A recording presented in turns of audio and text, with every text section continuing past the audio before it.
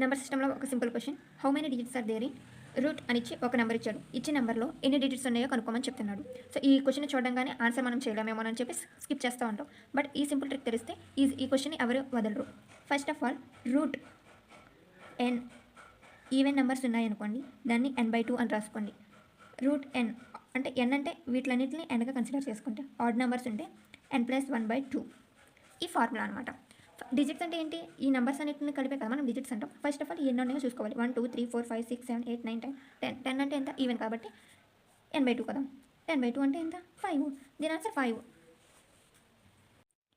ఇప్పుడు దీనికి చూద్దాం. దీంట్లో డిజిట్స్ ఎన్ని ఉన్నాయి? 1 2 3 4 5. 5 అంటే ఎన్ని? ఆడ్ నెంబర్ కదా. ఆడ్ నెంబర్కి ఫార్ములా ఏంటి? n+1/2.